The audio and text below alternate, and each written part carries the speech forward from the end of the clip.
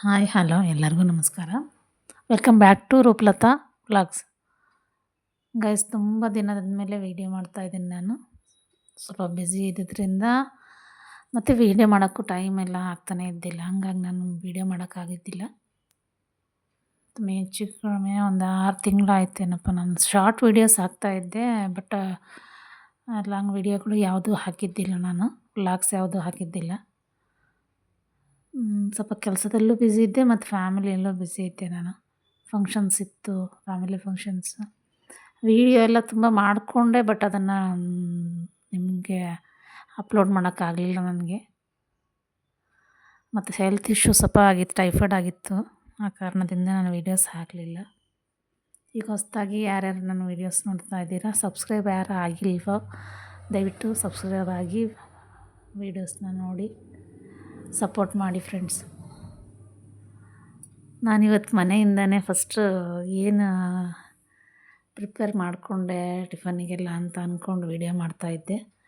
ನನ್ನ ಮಗ ಚಪಾತಿ ತಿಂದ್ಬಿಟ್ಟು 7:15 ಹೋಗ್ತಾನೆ ಅವನಿಗೆ ಚಪಾತಿ ಮಾಡಿಬಿಟ್ಟು ಕೋಸಿನ ಪಲ್ಯ ಮಾಡಿ ನಾನು ಪಾರ್ಲರಿಗೆ ಹೊರಟೆ.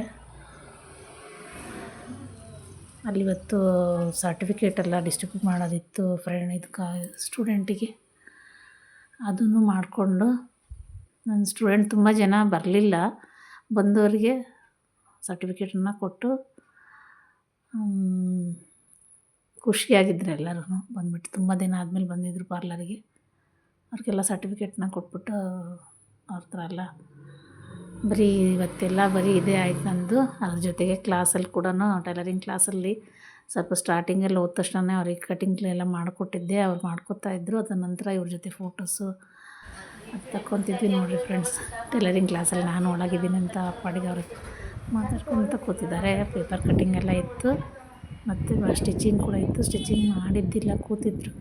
ನಾನು ಆಮೇಲೆ ಬಂದುಬಿಟ್ಟು ಅವ್ರಿಗೆ ಸ್ಟಿಚಿಂಗ್ ಮಾಡೋಕ್ಕೆ ಹೇಳಿದೆ.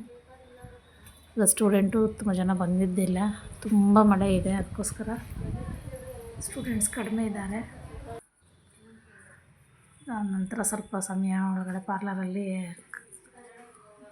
ಸ್ಟೂಡೆಂಟ್ ಜೊತೆ ಮಾತಾಡ್ತಾ ಕೂತಿದ್ದೆ.